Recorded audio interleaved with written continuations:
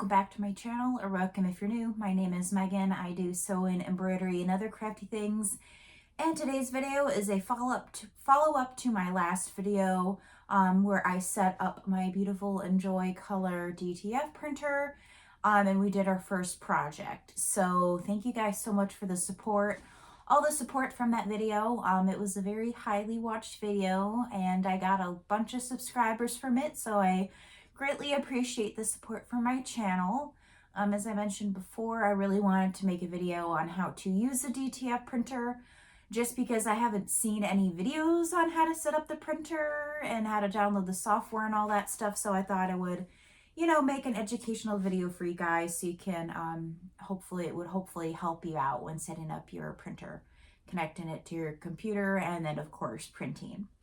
So I thought I would do a follow-up video just because I've been getting a lot of questions that I thought, it would be great to have a follow-up video. So if you haven't watched my first video on how to set up the printer, I think I do answer a lot of the questions in that video. However, I do have some follow-up, especially as I've been using the machine, as I've been doing the maintenance, all those sorts of things. And some of you have actually reached out to me for me to help you set up your printer and get it up and running. So I thought I would do a quick follow-up video here for you guys. Well, it's not going to be quick, but I thought I would do a follow-up video. So if you have any additional questions, hopefully this video will help answer those questions. So first, I did want to kind of give you guys some more information on how best to contact me. And I'm planning on creating a Facebook group. So once I set it up, which should be soon, maybe this weekend I'll work on that. But it's going to be a Facebook group specifically for people that watch my YouTube channel. So if you guys have any questions on any of the products that I use or how to set up things, embroidery, DTF, sewing, or if you just want to share your projects that you've been working on, that would be great too. I just want it to be a nice community where we can all help each other out and share our creations and, get inspired by each other. So that group will probably be called Megan Louise Crafts YouTube. I do have a Facebook page for my business, so Megan Louise Crafts, which some of you have contacted me through, which is totally fine. However, I wanted to create a Facebook page specifically for YouTube. So I'll have one for my business and then one for my YouTube channel as well. Also, I wanted to also talk about that Facebook group that I mentioned. So it's called DTF for Beginners. I'll include a link in the description on where you can find it. There's a lot of people in there that have my exact same printer here that can help troubleshoot if you're having any issues or problems.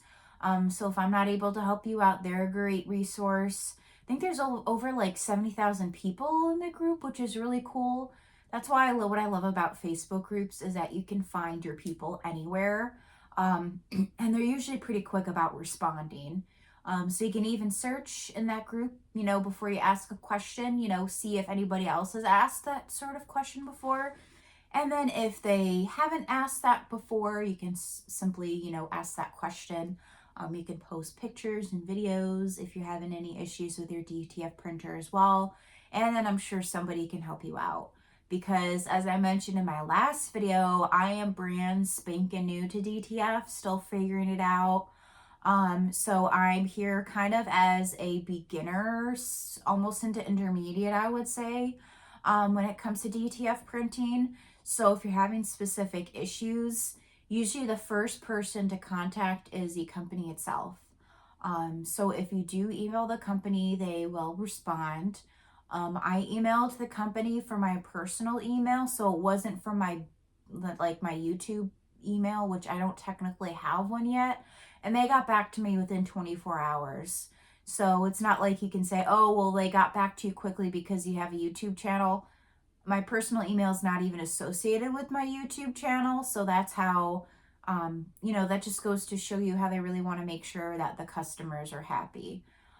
So if you email them, they'll ask for your WhatsApp, and you'll just connect it with your phone number, and they can help you out that way. So that's usually the first place to go. Otherwise, if you want a quick response from people, maybe it's a quick fix, usually that Facebook group is a good option as well.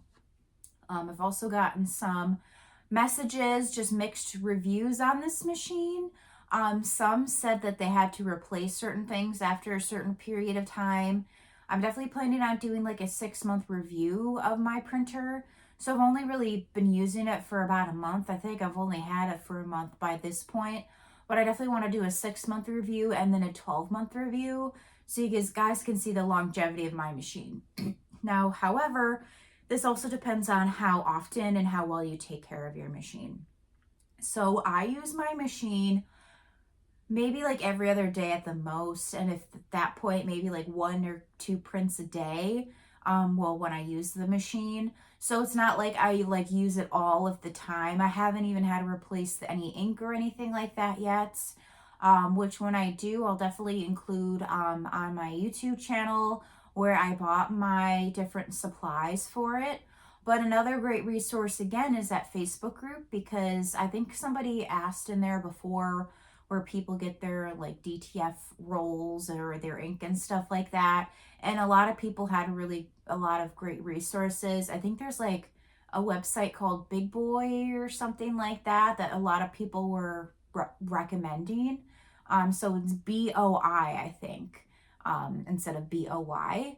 I haven't used them yet, so definitely if I use them, I'll definitely post a review on my channel so you guys can get my honest feedback.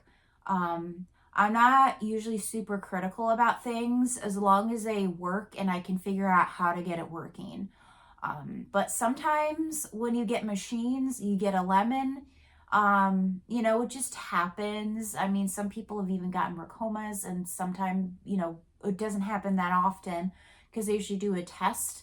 But you never know if you'll get a lemon. So any sort of machine that you'll get, it's kind of like you're kind of like not trying to win the lottery, but you're trying to get any money off of a lottery ticket, if that makes any sense. I don't know why I'm using lottery as an analogy, but those are just kind of my thoughts. If you're having issues with this machine, I think it really depends on how you take care of your machine and how often you use it. And then of course, how well the machine's built. Like I said, sometimes you just get a lemon and your machine doesn't work that well. But I believe that as long as it was working when you first got your printer, you can get it to work again. But like I said, I'll post more longevity videos. So if you guys want to see those, definitely please feel free to subscribe to my channel. And then I'll provide some more honest feedback when it comes to that. Because if I am ever frustrated about a machine, if I don't like something, I'll of course mention it to you guys, because I bought these machines with my hard-earned money, even my Racoma. So if anything I find of difficulty or just frustration, I'm definitely going to share that with you guys, because I have almost 2,000 subscribers on here. So I want to make sure you have all the information, the good, the bad, and the ugly. So that's why I'm posting these videos, to hopefully help you guys out. So those are just my general tips if you're having issues with your machine. But I thought I would kind of go more into depth in my last video. So first I'm going to talk about the software. So it has been brought to my attention that you do have 2 USB drives that are included in your packet or your stuff. One is clear, which is like a silver one. It's kind of skinnier. And then there's like a blue one.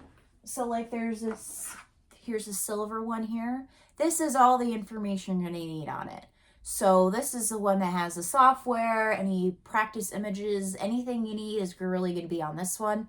The other one, I don't think it has anything on there. However, I would still follow the steps that I provide in my video. But like I said, the other one is blank.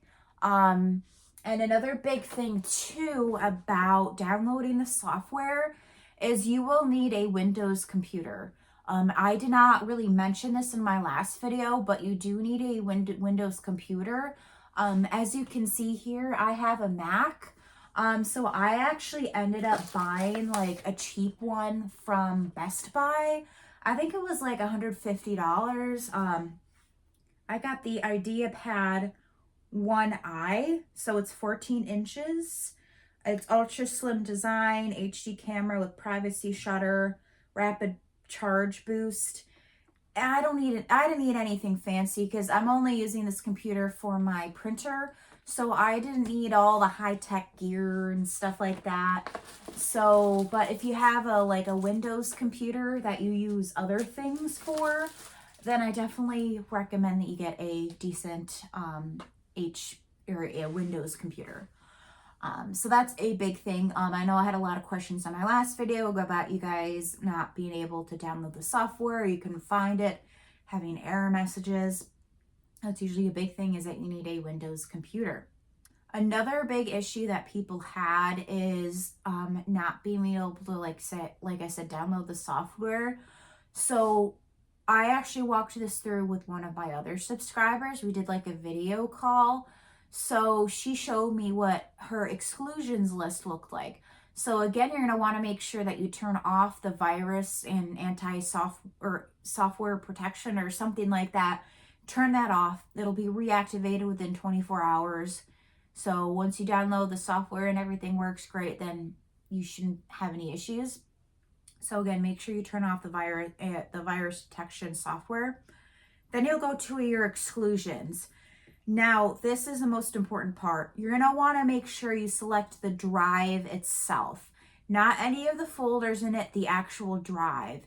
So it should say, like, once you select the drive, it'll say like select all or select folder. You just click that and it should say D semicolon dash drive or something like that. That's what you're going to want. If it has anything after that, then you know that you don't want that. You want it to be the D drive itself, because I think it'll automatically have like the folders selected. You're going to want to make sure you select the entire drive and then add that to your exclusions. So that's a big piece that people have been having issues with. Another thing that people have been having problems with is with like not only downloading the software, but keeping it on your computer. Now, like I said, these are just issues and possible solutions that I found. However, like I said, I'm not a representative of this company. I'm just a person who happened to buy this machine, and I've figured some things out. So I thought I would show you guys what I figured out. Okay, so I was working with somebody who was able to download the software and everything was fine. She was printing okay, and then the next day she wasn't able to find the software, but she actually ended up plugging in that blue drive, and then she was able to pull up the software that way.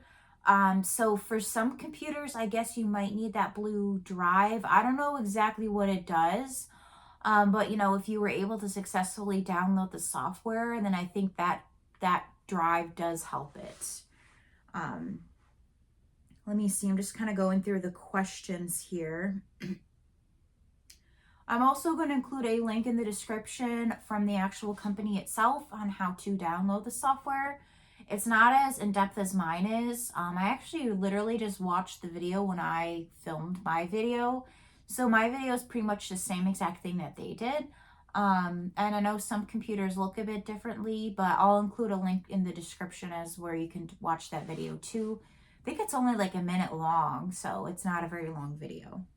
Okay, and then when it comes to actually printing on or doing your first print itself, I'm going to include exactly what I do for my settings. So when you're doing your prints, make sure for the white that the white setting, instead of like gradient under colored pixels or something like that, you're going to want to make sure you select 100% white under any gradient pixels. That way, you know, if you're going to be printing on a dark shirt, you won't have any problems. Also, when it comes to my settings, I know in my last video I set like the colors and everything like that. However, I think I found, at least for me, a perfect kind of settings for my printer. So when I did those original settings, it wasn't as like bright and vibrant as I usually do. So when I was doing my back to school prints, it was just kind of like dull and not very bright.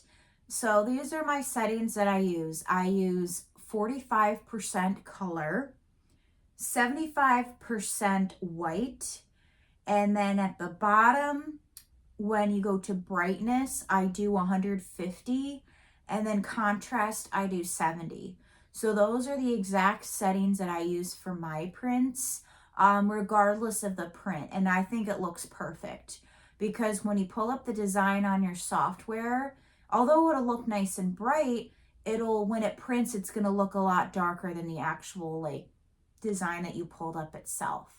So you're gonna wanna make sure you play with your settings to get it exactly as you want. If you guys have any other recommendations for what settings that you use for your printers, please leave a link down below, or not a link, leave a comment down below, because it might help other people out. Another big issue, or another issue that I've encountered is that sometimes when I do my prints, when you go to print, the settings that you'll want to use is, like I said, 100% white under any gradient pixel.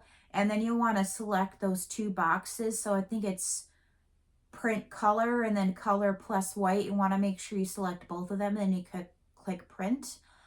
Sometimes my printer doesn't like connect well with my, or my computer doesn't connect well with my printer, and it prints white on the entire back of the image instead of on the colored pixels. So what you're going to want to do is you're going to want to click that trash button on your printer, cancel the job. I usually get out of my software and then I get back into it and put the same exact settings that I mentioned before. And then I click print again and then it works fine. It doesn't happen very often, but when it does, it is annoying. So that's just kind of like a little tip that I have for that. Another issue is that if your colors look off or they're just like, I was having issues with my white yesterday. One thing that you'll want to make sure that you do is that you do a couple head cleanings. So yesterday I was having issues with my white. It just wasn't showing up that well. So what I did is I oiled my machine, which I will show you in a clip in a minute here, which I'll also talk about a little bit about how often you should like do your machine maintenance, which I'll have more of an in-depth maintenance video, but just for like kind of like daily maintenance, I'll kind of go into depth about that as well. But when I was having issues with my white, I oiled my machine, and then I did 2 head cleanings and a nozzle check, which ended up working. So it was like a very like misty white, and then it got like really white on the back once I did those. So if you ever are having issues with your machine, as I mentioned in my last video, I was having issues with like bubbling in like the cartridge things. So what you're gonna want to do is to make sure that your ink is flowing nice. What you'll want to see is make sure you take that topper off in the machine for each color, and then when you pull it, it should be a consistent pull or consistent dripping of the ink itself. If it's bubbling at all, you did something wrong. Otherwise, it should be a consistent like dripping of the ink. If it bubbles, you don't want that because then it'll make your prints all wonky. Your printer does come with a couple extra cartridges, so keep any extras around your printer. I actually have like a little basket that I have my DTF stuff and my embroidery machine stuff in, just to keep it all in one place. I highly recommend that you keep every single thing in order to help make sure your machine is nice and healthy. So yeah, like I said, if you're having any issues with your inks or it's not showing up as vibrant, make sure you play with your settings. You want to have a brighter brightness versus a lighter, like I think you originally had like 100% brightness and 100% contrast. You want to make sure it's a lower contrast and a higher brightness to get the colors to pop. So that's just usually my tip. If your prints aren't turning out as nice, you'll want to make sure that you play with those settings. And again, same with embroidery, you'll just kind of have to go through some steps, like some checks and balances, like, okay, is my ink flowing well? Is there any bubbling in the line? Let me oil my machine if I haven't done that in a few days. So, you know, there's just a few things that you can do to check your machine. And always do head cleanings and also checks when in doubt. At the end of the day, it'll help make sure things flow nicely. And yeah, so let's get into how to maintain your machine.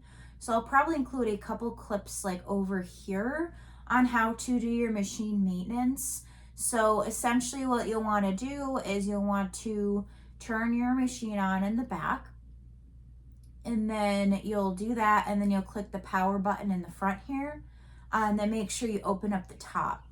So then when you open up the top and your machine's going, when your colors kind of go to this side instead of this side, you'll turn off the machine.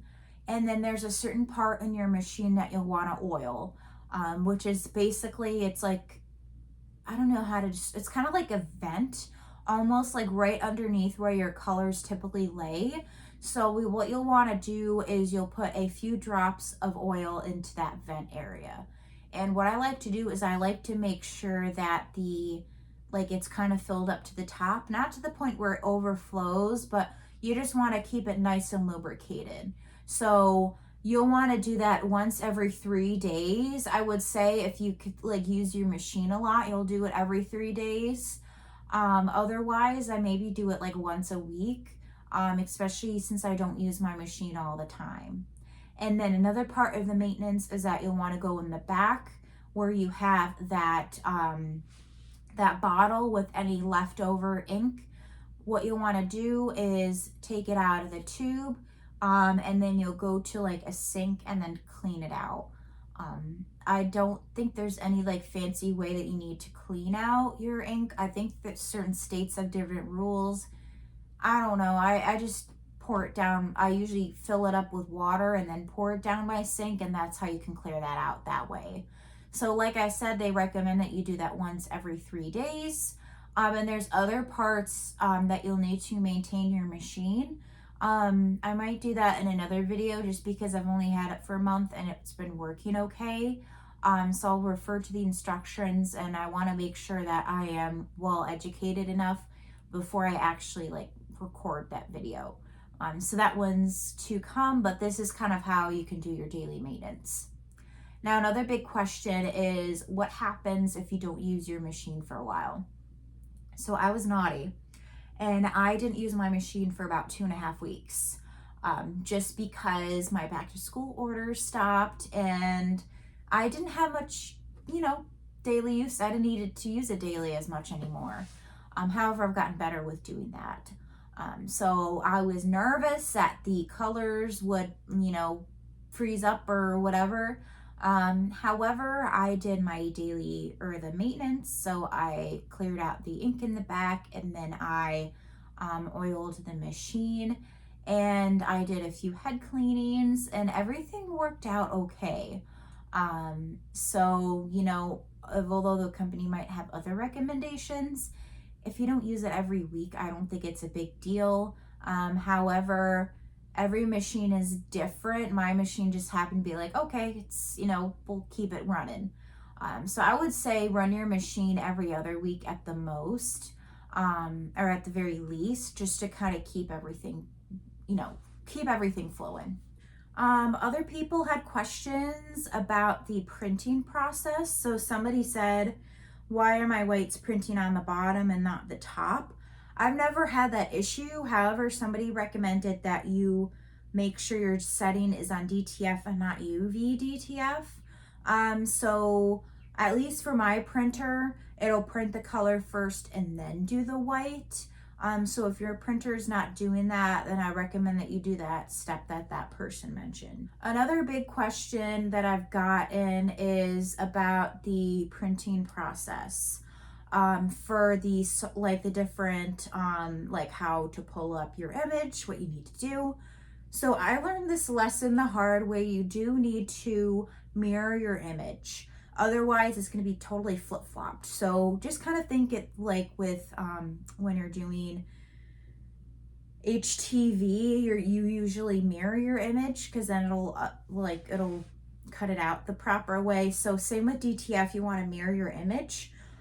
So what I usually do, by the way, I highly recommend that you get your prints from Creative Fabrica, because you can download them for free.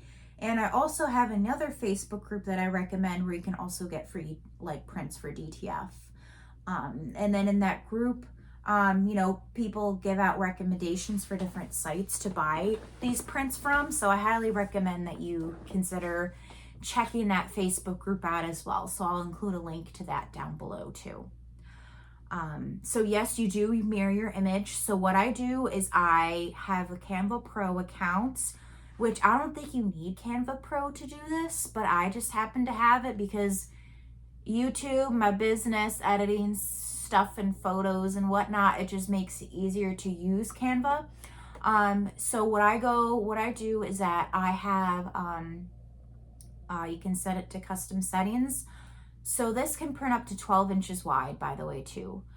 So what I do is I pull up my design in Canva and then make it as big as you want, and make sure you bring it up to the top, because otherwise if there's gaps, you'll just waste some of your film.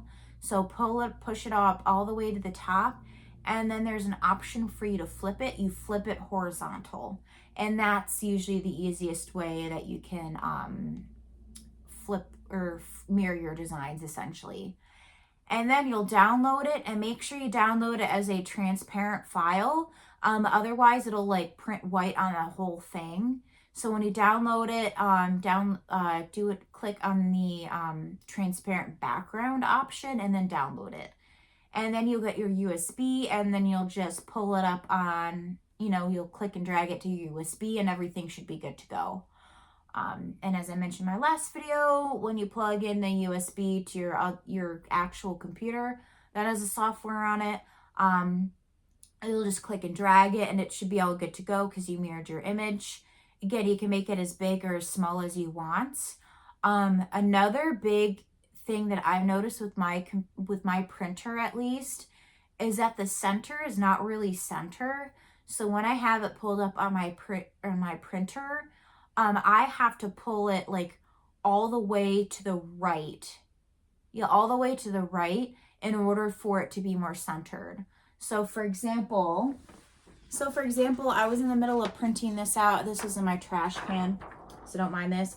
I was in the middle of printing this out, and I had it in the center, but as you can see, it's like way too far over to the side here.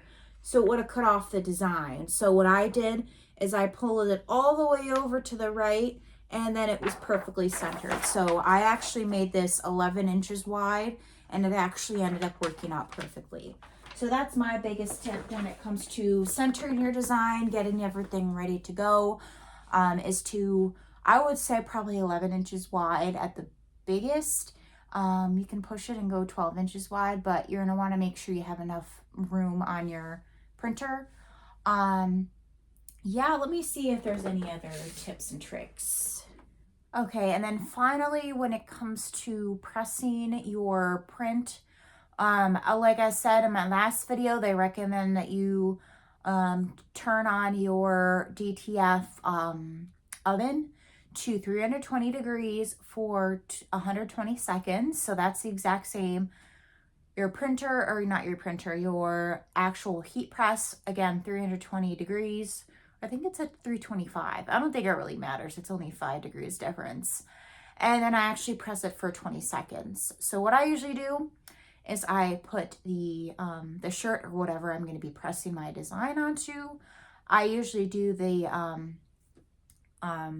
get the shirt on the heat press, and then I get a Teflon sheet or parchment paper, press it for about 5 seconds, get that moisture out, and then you'll put the print on top of your design.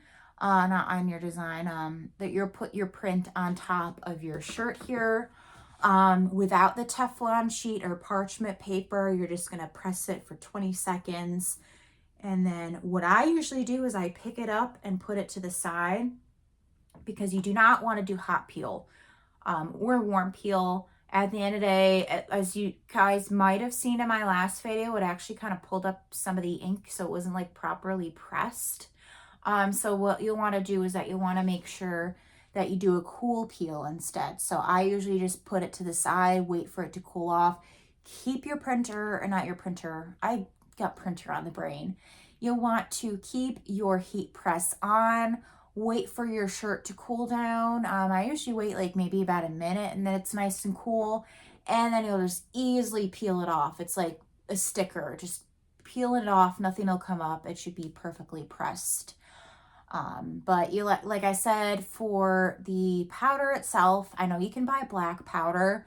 So if you're printing like a black design, I recommend you use black powder. But if you're using colored, then I think the white would work. Because otherwise, if you're doing a black design, that white powder might pop through. I haven't bought the black powder or anything yet, but once I get more familiar with this machine, I'll definitely include a video as to what products that I recommend that you use for this machine. But yeah, so that's a big thing that I learned, is to do the cool peel. And then after you peel it off, you'll put it back under your heat press, and then you'll get your Teflon sheet again and then press it for an additional 5 seconds just to make sure everything's all, you know, nicely pressed and sunken into your shirt. But yeah, so that is going to be it for this video. So I went through all the comments. I think I answered most, if not all of them at this point. But in conclusion, like I said, I'm planning on creating a Facebook group, and I'll include in my next video where you can find it. And then maybe I'll go back to this video and add it to the description as well. So stay on the lookout for that. Definitely planning on posting more consistently. Not gonna lie, I've been having some, adjustment issues getting back into routine, being motivated. My work was very stressful when I was getting back here, and now things are, slowing down, but I just overall want to get back into routine and with answering questions, posting more consistently, those sorts of things. And as I mentioned, I'll include both of those Facebook groups down in the description below. So the DTF for Beginners group, and then the DTF free DTF prints group as well, because they do post a lot of really cool, free DTF prints. And then lastly, which is not sponsored by the way, hint hint, I will also include a link down below to Creative Fabrica where you can buy where you can download a lot of free prints as well. Super cute prints too. So yeah, I hope you guys enjoy this video. If you have any other questions about DTF, please feel free to, ask your questions down below. And then eventually in the Facebook group when I get that up and running. But I just need to find time to do all that stuff. So thank you guys so much for watching this video, and hello to all of my new subscribers as well. I'm very excited to continue my DTF journey with all of you guys, and hopefully you like other crafts too, because like I said, I do a lot of sewing and embroidery on my channel too. But yeah, thank you all so much for all of the support, and I hope to see you all in the next video. By the way, give it a thumbs up. Thanks guys, and have a fantastic rest of your day. Bye.